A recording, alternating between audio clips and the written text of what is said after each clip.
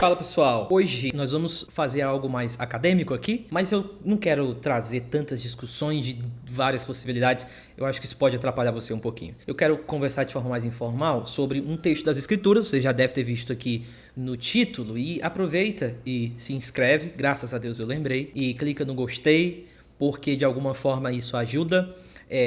Monetização não conta aqui num canal pequeno desse, mas faz o que você tem que fazer aí para me ajudar, tá bom? O texto é Marta e Maria, lá em em Lucas capítulo 10, no final do capítulo, a partir do verso 38. Antes de começar a falar sobre esse capítulo, esse trecho da escritura, deixa eu falar uma coisa para vocês. Eu acho que a primeira vez que eu coloquei a minha posição assim na internet sobre esse tema, as reações foram diversas, né? De crises existenciais de algumas pessoas, outras de bastante ceticismo e tudo mais. Porque de fato viam isso muito claro nesse texto e tudo mais. E eu não quero negar essa possibilidade interpretativa, as outras possibilidades interpretativas.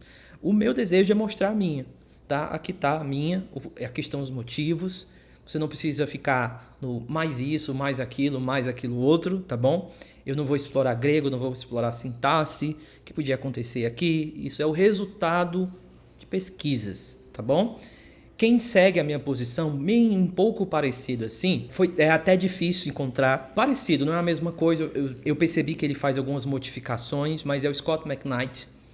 Você pode procurar alguma coisa dele assim, falando sobre isso. Eu acho que ouvi ele pincelando algo numa palestra, porque eu, quando passei a estudar esse texto para uma pregação, me veio essas questões, e antes mesmo de ouvir ele, isso já veio no meu coração. Então, por isso que quando eu ouvi ele, eu disse, cara, então eu acho que o caminho deve ser por aí. Ele não chegou às conclusões que eu cheguei, em certo sentido, mas eu vi que alguém pode pensar diferente quando o assunto é esse texto aqui, tá bom? Então, não quero que você fique paranoia da ideia. Outra coisa, o ponto todinho desse texto é o texto grego, obviamente, e também a tradução da King James, que é a única, até onde eu sei, é a única que segue o que eu quero falar aqui, tá? Sobre o texto. Então, se você pegar a King James inglesa, claro, a do Brasil nem King James mas se você procurar a King James americana, 1611, você vai conseguir captar o que eu quero te mostrar aqui, tá bom? Então, assim, uma outra coisa que eu gostaria de colocar como preliminar ainda é que às vezes a gente faz algumas leituras que a gente não percebe o nível de influência que nós estamos tendo do nosso imaginário, em vez de a gente procurar o possível imaginário do primeiro século. E no caso da época de Jesus, né? E às vezes, quando existe algum tipo de reconstrução dessa narrativa aqui, uma das coisas que eu mais vejo é a gente imaginando coisas que o cenário em si pode não ser nada a ver daquilo que a gente está pensando. Então, às vezes, a gente cria o imaginário por conta de uma primeira leitura desleixada, e aí eu tô com o Gadamer, né? Nossa primeira leitura ela é a pior possível, é a mais evitável possível, tem que ser a mais evitável possível. Então, assim, enfim. Então, às vezes, o que eu acho é que quando a gente pensa em Marta, a gente pensa numa pessoa limpando a casa, a gente pensa numa pessoa lavando louça. É interessante notar que existem alguns problemas com isso. Onde no texto está dizendo que a ocupação dela, a preocupação dela com muitas coisas é nos afazeres da casa. E às vezes eu penso que sim, pode ser um imaginário até meio, sei lá, de uma sociedade que só vê a mulher assim, nesse contexto. E às vezes a gente não consegue pensar que pode existir outra coisa aqui, ela não pode estar preocupada só com isso. Então, devemos ter cuidado, porque a gente coloca um bocado de coisa de casa para Marta fazer, a gente chama ela de imperativa, de pragmática, de ativista, e a gente não vê Jesus criticando necessariamente o que ela está fazendo, tá? Está criticando a preocupação dela. E, enfim, já nós vamos ver isso, mas o que eu quero mostrar para você é o quanto o nosso pensamento ideológico pode atrapalhar a nossa leitura bíblica, o nosso imaginário moderno pode atrapalhar a nossa leitura bíblica. Eu tenho muito cuidado quando eu estou interpretando assim, porque eu, de fato, quero ver o texto, eu quero ouvir o texto. Eu faço muitas leituras de contexto histórico, contexto linguístico, contexto sociológico, antropológico, porque eu fico pensando, cara, eu preciso entrar nesse mundo. Eu não posso ficar olhando de longe desse mundo, senão eu vou ter uma percepção errada dele, tá? Então, assim, quando a gente vê o texto, entra no texto, a gente percebe que no capítulo 10, Jesus envia os 70. Há um envio dessas pessoas para o que eles devem fazer. E aí, então, há uma pausa nisso, porque Jesus vai contar uma parábola do bom samaritano. Mas isso está acontecendo, está ali acontecendo, eles voltaram alegre. Então tá uma galera que foram chamadas para servir a Jesus. Então essa galera que foi chamada, no nosso imaginário mais uma vez, a ideia é que ele está chamando, sei lá, vários homens ou algo assim, tá? E não envolve mulheres ali que estão junto com ele. Só que isso é um problema também de narrativa, porque essa galera está servindo ao Senhor. Jesus enviou eles. Vão e façam. Então, quando a gente pensa no contexto de serviço, por conta que no 10 inicia com essa ideia de serviço, a questão que o serviço de Marta está muito mais ligada a essa questão do capítulo 10 no início do que alguma coisa necessariamente fora de contexto dela, ela limpando a sua casa. Ainda que eu acho que isso é possível, mais uma vez, antes que você aí fique paranoico, tá bom? Mas o que eu entendo é que o contexto aqui de serviço não é um serviço de casa, é um serviço do evangelho. Uma outra coisa, Jesus ele está caminhando e os seus discípulos eles chegaram ao povoado, onde certa mulher chamada Marta o recebeu. A NVI, ela acrescenta em sua casa, porque ela entende que a palavra receber ali tem essa ideia de hospedar ele, estar ali com ele, receber ele em casa. Só que perceba que aqui a gente já pode estar com algum tipo de viciozinho de interpretação. Porque ele estava naquele povoado e ele encontrou uma mulher ali. E esse receber ele pode ser um receber do próprio evangelho. Jesus, e ela recebeu Jesus.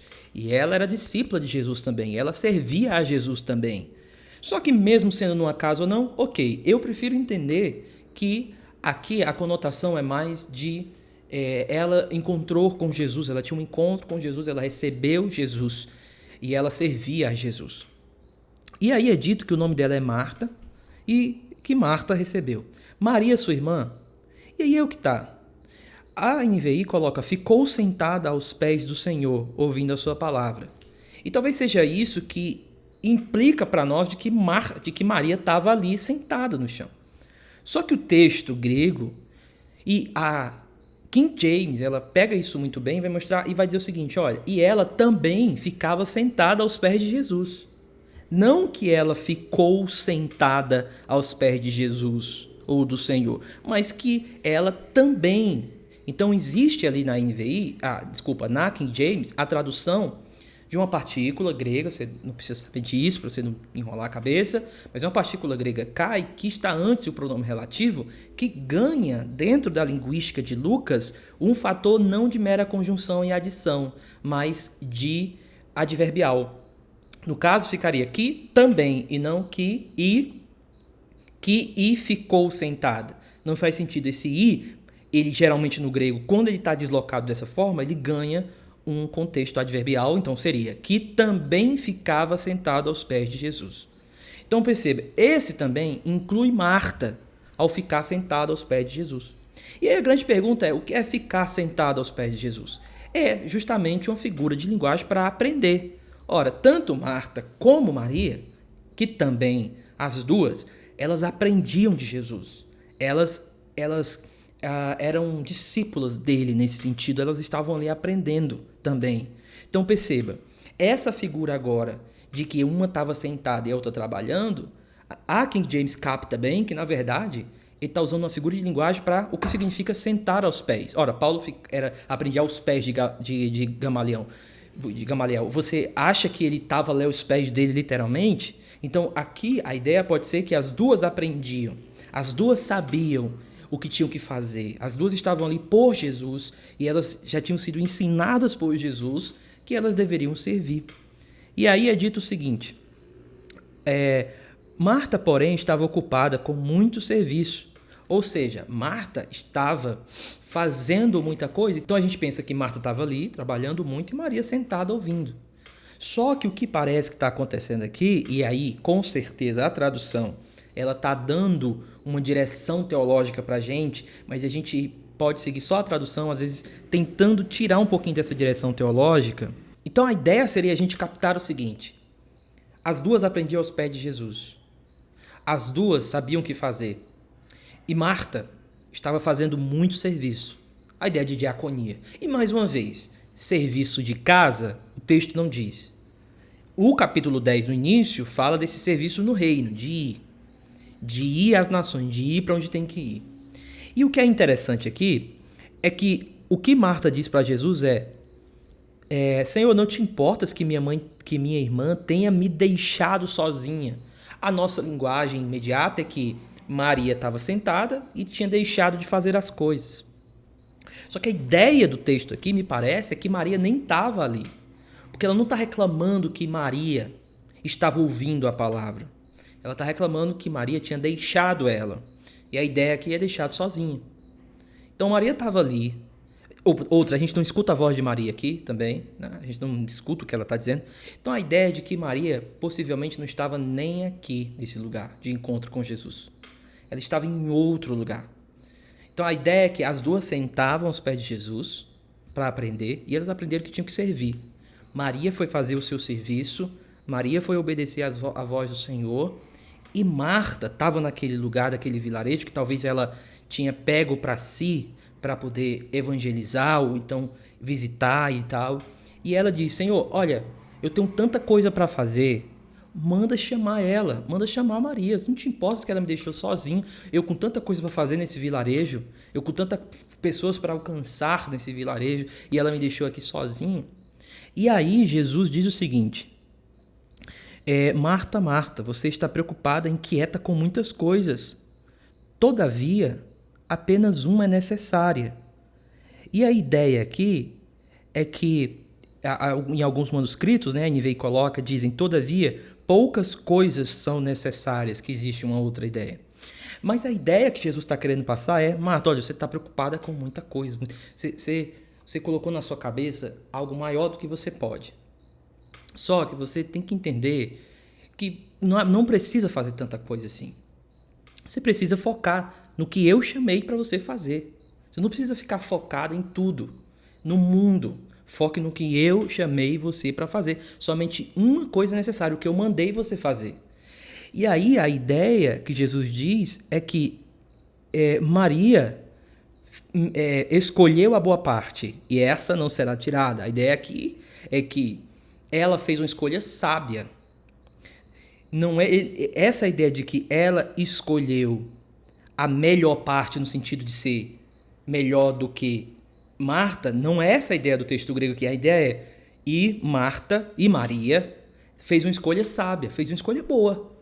Então assim, você está achando que a escolha que Maria fez para fazer é errada. Você acha que Maria ter escolhido fazer esse serviço do evangelho no reino tenha sido algo errado? Não foi. Ela fez uma escolha sábia. Diferente de você que quer alcançar o mundo com as pernas e esquece que uma coisa, só aquilo que eu te chamei para fazer, é necessária. Então a ideia aqui de Marta é de que Maria tinha que abandonar a vocação dela e abraçar a vocação de Marta para ajudar ela ali. Provavelmente um mau entendimento de Jesus ter enviado os discípulos de 2 em 2 no início do capítulo. E talvez ela teve um mau entendimento de que Maria tem que me ajudar, porque não era de 2 em 2. Então cadê ela aqui? Então a ideia é que Jesus quer dizer, ora, calma, eu enviei para vocês aquela missão específica. Agora entenda, o que eu te mandei fazer é o que você tem que fazer, você não precisa ir além disso. E outra, Marta, o que Maria está fazendo não é errado. Você não pode achar que a tua vocação, que as tuas preocupações com o teu serviço no reino são mais importantes do que o chamado de Maria. O chamado de Maria tem a sua importância porque é o chamado particular dela. Já o seu é o seu. Então Marta estava querendo ou não, aqui já é mais uma aplicação, reduzir a vocação de Maria e colocar Maria para ser uma simples ajudante dos serviços de Marta. Então a ideia é que Maria estava servindo como tinha que servir e Marta estava querendo que Maria abandonasse a sua vocação para fazer a dela, para fazer a de Marta.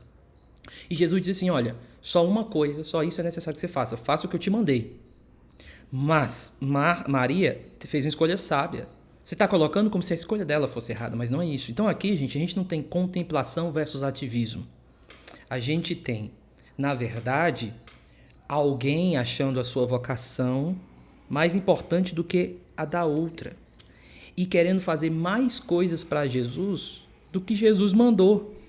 E por ter esse ativismo, aí entra um pouquinho o ativismo, né? Acha que os outros precisam ajudá-la, tá junto dela. Ela é o centro da atividade e os outros se tornam os seus meros ajudantes. Por quê? Porque ela quer abraçar o mundo com as pernas e aí ela acha que todo mundo tem que servir à vocação dela e não à vocação do que o Senhor chamou cada um individualmente. Tá bom? Então, essa é a minha percepção do texto. Talvez você não veja assim, tudo bem, fique tranquilo. Mas eu só quero mostrar que existe outra possibilidade interpretativa, tá bom?